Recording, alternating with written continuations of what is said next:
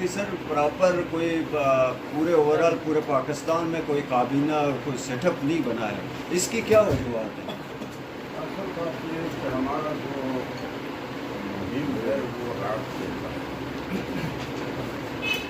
ہمیشہ کے لیے پاکستان میں قبضہ گروپ، کوئی زمین قبضہ گروپ، کوئی جائیداد قبضہ گروپ، کوئی جماعت قبضہ، اب جماعتوں پر بھی قبضہ گروپ ہوتے ہیں، تو اس لیے ہم اس قبضے کو کوشش کریں گے چھڑانے کے لیے، تاکہ کیونکہ سیاست جو ہے وہ آزادی کی ضمانت ہوتی ہے، اور اگر سیاسی ورکر خود کسی کے مال اور غلام بن جائیں تو پھر تو وہ دوسروں کے لیے آزادی کا کیا بنیاد پائیں گے۔ تو ہمارے جو مرکزی حضرات ہیں ان کی ذہنیت یہ ہے کہ جماعت ہماری ملکیت ہے اور بطور وراثت ہمارے پاس انتقال کرتا چلا آیا،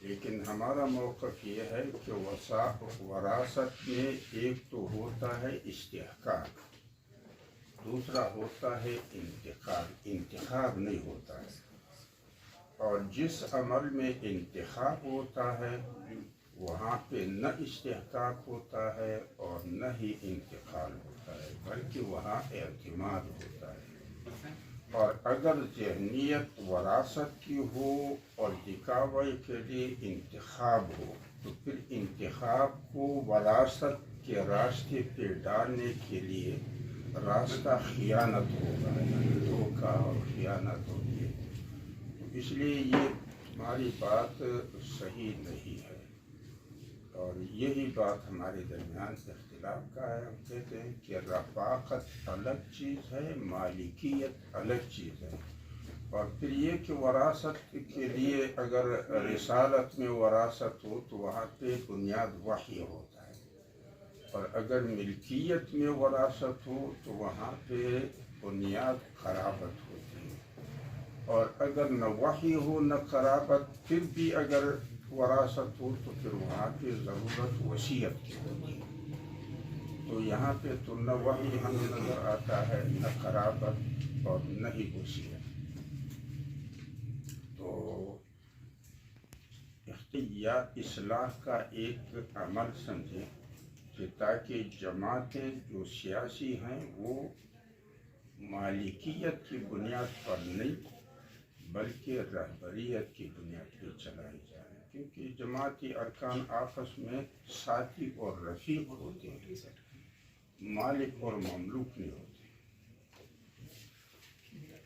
یہ جو پل سے اسٹرگل کر رہی ہے اس کی مستقبل کو آپ کس طرح دیکھتے میں ہیں؟ نے آپ کو پہلے بھی بتا دیا، اس دوران میں حافظ منصور صاحب مینگر کے ہاں تھا، جب یہ پی ڈی ایم بنا تو اس وقت میں نے کہا کہ یہ مخاصمت برائے مفاہمت ہے، یعنی کوئی اصولی اختلاف والی بات نہیں ہے کہ قوم کیا یا ملک کا کوئی مفاد ہو، بلکہ یہ کہتے ہیں کہ ہمیں بھی حکومت میں جگہ دیتا کہ ہمارا بھی کچھ ادارہ ہو جائے، تو جس کو بھی اگر مفاہمت کا راستہ ملا تو وہ پھر اپنا راہ لے گا، پھر دوسروں کے ساتھ کوئی رابطہ نہیں رکھے گا، اور یہی مجھ سے پوچھا گیا تو میں نے کہا پی ڈی ایم کا تو کوئی مستقبل نہیں ہے، کیونکہ ان میں کوئی واحد مشترک چیز نہیں ہے سوائے حکومت میری ہو، پارلیمنٹ میں میں ہوں، بس اس کے سوا تو اور کوئی پنجاب میرا ہو، بلوچستان اس کا ہو،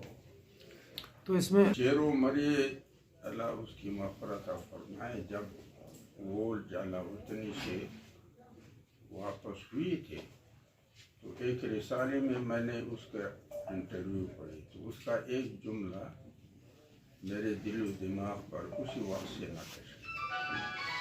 ان کا کہنا یہ تھا کہ اس بدقماش طبقے سے میرا بھی تعلق تھا جو قوم پرستی کے نام پر شکم پرستی کرے، تو یہ پرستی جہاں بھی آتی ہے، مذہب پرستی، قوم پرستی، یہ جو پرستی آتی ہے تو اس میں اصل جو مقصد ہوتا ہے وہ شکم پرستی ہوتی ہے، صاحب نے یا ان کی پارٹی میں سے کسی نے آپ سے کوئی مطلب رابطہ کیا ہے کہ مل بیٹھیں اور آپ کی بھی بات چیت اس تک مطلب مفاہمت درمیان میں تاکہ پارٹی نہ ٹوٹے، اس طرح کی کوئی کوششیں ہوئی ہیں فضل الرحمان صاحب کی طرف سے؟ میرے خیال میں اب سیاست ہمیشہ کے لیے راہ ہوتا ہے. اب راستے جب دو ہوتے ہیں تو دو راستوں میں مفاہمت کیا ہوتی ہے؟ یعنی ایک صداقت اور ایک خیانت. تو اس میں کیا مفاہمت کس طرح کی؟ یا تو ہم راستہ صداقت کا چھوڑیں خیانت کا لے لیں، یا پھر وہ خیانت کا چھوڑیں صداقت پہ آ جائیں.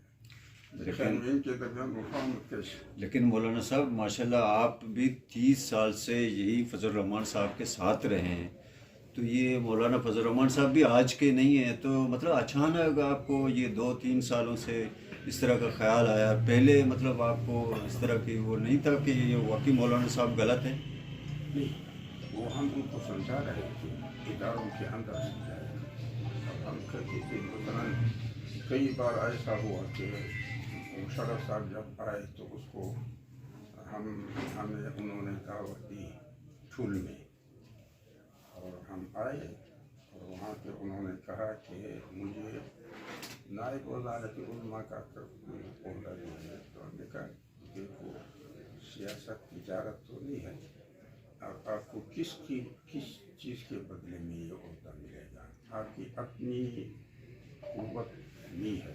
جب دوسروں کے سہارے پہ ہوں گے، جب وہ سہارا تم سے ہٹے گا تو آپ کو کچھ بھی نہیں ہوگا. مولانا صاحب کے زبان سے سنا ہوگا کہ میں مذہب کے کارڈ کو استعمال کروں گا. یعنی مذہب گویا کہ ان کے نظر میں ATM کارڈ ہے. اب کارڈ مذہب کارڈ تو نہیں ہوتا ہے، اور نہ وہ ATM ہوتا ہے. مولانا صاحب موجودہ جو صورتحال ہے پاکستان کی اور اسپیشلی بلوچستان کے حوالے سے، آپ یہ حالات کو کس نظر سے دیکھتے ہیں؟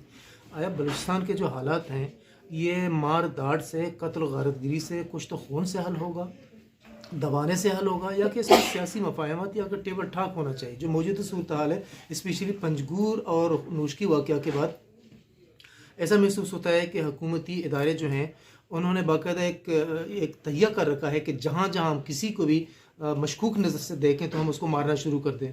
تو کیا یہ دیکھیں کہ دنیا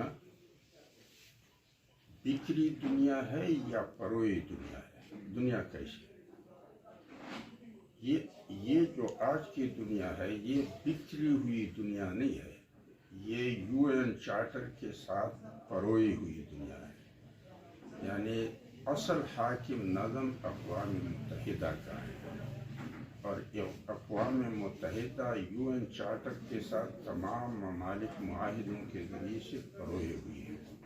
لہذا اس وقت جو آپ ممالک سمجھتے ہیں یہ ممالک نہیں ہے، یہ بلدیاتی ادارے ہیں. یونین کونسل، تحصیل کونسل، ضلع کونسل. آپ بتائیں کہ پاکستان خود اپنے دائرے کے اندر UN چارٹر کے دائرے سے باہر قانون بنا سکتا ہے؟ آپ کا کیا خیال؟ نہیں، میں سمجھتا ہوں کہ بنانا نہیں چاہیے، اگر بناتا بھی ہے کیونکہ وہ معاہدوں کے ذریعے سے UN چارٹر کے ساتھ مربوط ہے، اور اپنے ملکی وسائل سے بغیر NOC لیے استفادہ نہیں کر سکتا ہے.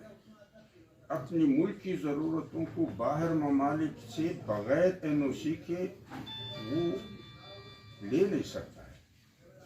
تو پھر ہمیں دیکھنا چاہیے کہ اگر یہ دنیا مربوط ہے، منتشر نہیں ہے، تو پھر ہمیں منتشر دنیا کے نقطۂ نظر سے اس کو نہیں دیکھنا چاہیے کہ گویا کہ پاکستان خود مختار ملک ہے، افغانستان خود مختار ملک ہے، فلاں خود مختار ملک ہے. وہ فیصلے کریں گے تو اپنے ہی بل بوتے پہ کریں گے. تو یہ سوچ اس مربوط دنیا کے لیے نہیں. دوسری بات یہ ہے کہ ممالک دو قسم کے ہوتے ہیں، ویلفیئر ہوتے ہیں، اور ان کا معنی یہ ہوتا ہے کہ حکومتی نظم اپنی پبلک کی حفاظت اور خدمت کو اپنا فرض منصبی سمجھتا ہے.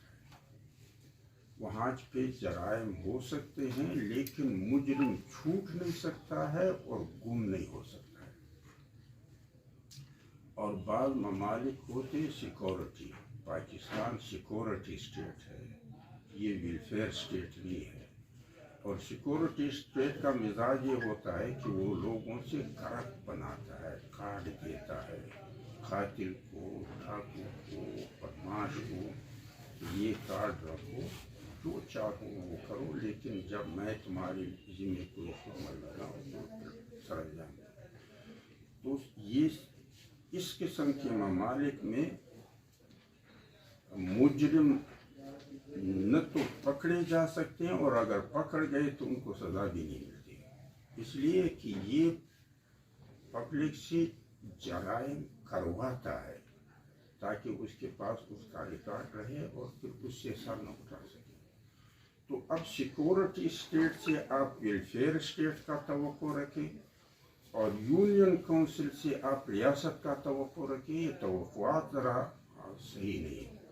پھر یہ ہے کہ جو خنریزی اور پوری دنیا پر جو جنگ مسلط ہے، یہ ضرورت ہے امریکہ کا. اور جیسا کہ آپ نے دیکھا ہوگا پنجاب کا چودھری، اس کا ڈیرا گرم تب ہوتا ہے جب دیہ میں جھگڑے ہوتے ہیں، اور جب دیہ میں جھگڑا نہیں ہو تو پھر چودھری کے ڈیرے پہ کوئی کیوں جائے، پھر اس کا اپنا چودراہٹ خطرے میں ہوتا ہے. لہذا امریکہ بین الاقوامی چودھری ہے، اور وہ دنیا پر جنگ کو مسلط رکھنا اپنا سیاسی اور معاشی ضرورت سمجھتا ہے. اس کی وجود اور بقا اسی میں ہے کہ دنیا جھگڑوں میں پھنسی رہے اور پھر ہر ایک اس کے سہارے پر زندگی کرے. اور اگر دنیا سے جنگ ختم ہوا تو پھر اس کا معنی یہ ہے کہ اس کی اپنی چودراہٹ خطرے میں ہے. تمام اقوام کا نشانہ وہ بنے گا کہ تم نے فلاں جگہ انسانی حقوق کے خلاف ورزی کی فلاں. تو اس لیے میں کہتا ہوں کہ جب دنیا وحدت کی جانب پیش رفت کر رہی ہے، مثلا انسان ایک ہے، دنیا گلوبل ولیج ہے، اور علماء اس کو مذہبی تفریق پر تقسیم کی جانب لے جائیں، یا قوم پرست ان کو نسلی اکائیوں پر تقسیم کرنے کی جدوجہد کرے، تو پھر یہ بتایا جائے کہ جب پوری مشین ایک طرف حرکت کرے، دو پرزے الٹے ہوں تو پرزے ناکارہ ہو جائے اور مشین اپنے مقصد سے رہ جائے. تو اس لیے میں ساتھیوں سے کہتا ہوں کہ اگر علماء اور قوم پرست اس وحدت کو تفریق کی جانب لے جائیں گے تو یہ صرف ایک کام کر سکتے ہیں، اور وہ یہ کہ علماء جہاد کے فتوے سے نوجوانوں کی گردنیں امریکہ کے جنگ کا ایندھن بنا دیں، اور قوم پرست آزادی کے نعرے سے نوجوانوں کی گردنیں امریکہ کے جنگ کے ایندھن بنا دیں گے. یہ خدمت کر پائیں گے، اس سے زیادہ نہ قوم پرست قوم کی خدمت کر سکیں گے، نہ علماء دین کی خدمت کر سکیں گے. اور جو شخص خود جھوٹ بولتا ہے وہ کس کے بلائی کا بنیاد ہو سکتا ہے؟ آپ بتائیں، سیاستدان جھوٹ نہیں بولتے، مولویوں سمیت. تو جو جھوٹ بولتا ہے اور جھوٹوں کا پیروی کرتا ہے، جو سچ صاف ستھرا نہیں بولتا ہے، جو سچ اور جھوٹ کو مکس کرتا ہے اور اس کو مصلحت وقت کا نام دیتا ہے، یہ قوم کی خدمت کرے گا یا دین کی خدمت کرے گا؟ تو مولانا صاحب آپ بحیثیت میں کہتا ہوں جھوٹ مت کرو، جھوٹوں کا پیروی مت کرو، سچ صاف ستھرا بولو اور سچوں کا ساتھ بولو، تمام مسائل حل ہو جائیں گے. بھی بولیں گے اور جھوٹوں کی پیروی بھی کریں گے تو پھر مسئلے کیسے آئیں گے؟ جب ہم سچ نہیں بولیں گے اور سچوں کا ساتھ نہیں دیں گے تو پھر مشکلات کیسے آئیں گے؟ تو ہمارا جو اسٹیبلشمنٹ کا ادارہ ہے یہ ہمارا نہیں ہے. ہمارا اسٹیبلشمنٹ کا ادارہ یہ بین الاقوامی اسٹیبلشمنٹ کا ذیلی ادارہ ہے، اس کا رکن ہے. آپ کا chief of army staff Pentagon سے مقرر ہوتا ہے، آپ تو یہاں نہیں. لیکن ہمارے ہیں، ادارہ پرایا ہے، افراد ہمارے ہیں. اب ہمیں یہ دیکھنا چاہیے کہ اگر ہمارے گھر کا بندہ فوج میں ہو یا ایف سی میں ہو یا رینجر میں ہو یا پولیس میں ہو یا لیویز میں ہو، اور ہمیں ان اداروں سے کوئی خطرہ لاحق ہو جائے تو ہم اپنے گھر کے بندے کو تو یہ نہیں کہتے ہیں کہ تم ملازمت چھوڑ دو، ہم کہتے ہیں تم اس ادارے کے بندے کو یہ راستہ حل بتاؤ کہ بچانے کا کیا طریقہ ہے۔ لہذا اسٹیبلشمنٹ کا ادارہ پرایا ہے، یہ وہی کچھ کرے گا جو بین الاقوامی اسٹیبلشمنٹ اس کو کہے گا، لیکن افراد ہمارے ہیں۔ لہذا اگر ہم ان سے ٹکر لیں گے تو اس کا معنی یہ ہوگا کہ اس کی شخصی ہمدردیاں بھی ادارے کی مجبوری کے ساتھ شامل ہو جائیں گی، اور اگر ہم پالیسیاں اس قسم کا بنائیں گے کہ ادارے کی مجبوری اس کی تسلیم کریں لیکن شخصی ہمدردی ہمارے ساتھ شریک کریں، اس لیے تو میں کہتا ہوں اسٹیبلشمنٹ سے ہمیشہ کے لیے کہ اگر بین الاقوامی اسٹیبلشمنٹ تم سے تقاضا کرتا ہے کہ پاکستان توڑ دو تو توڑ دو، کہ پاکستان پہ ہم نے کوئی قدم تھوڑا پڑا ہے۔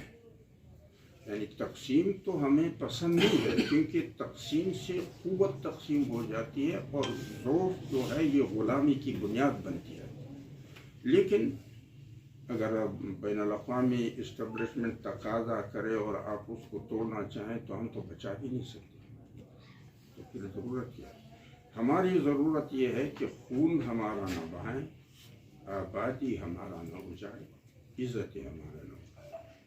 تو جب آپ بین الاقوامی اسٹیبلشمنٹ کی چاہت بغیر مخاصمت کی پوری کریں گے تو آپ کو اور کوئی نقصان نہیں ہوگا، البتہ مالی خسارہ ہوگا، کیونکہ تصادم کی صورت میں مالی منافع ہوگا اور جب تصادم نہیں ہوگا مالی خسارہ ہوگا۔ اب اس خسارے کے تلافی کے لیے باہم بیٹھ کے منصوبہ تو بنا سکتے ہیں۔ مثلا ہم پہاڑوں میں اور ندی نالیوں میں گھاس پھوس کی جھونپڑیاں بنا دیں گے، ڈبے جو ڈالڈا کے ہیں وہ بارود سے بھر کے اس کو دفنا دیں گے، پھر ریموٹ کنٹرول سے ان کو اڑا دیں گے، ادھر سے آگ لگا کر اس کے وہ شعلے اٹھتے رہیں گے، زندہ لوگوں کو کفن پہنا کے جنازے اٹھا دیں گے۔ آپ فلم بنائیں، وہاں دکھائیں کہ دیکھو اتنے مراکز میں نے تباہ کیے، اتنے دہشت گردوں کی جنازے ہم نے اٹھائے، یہ بات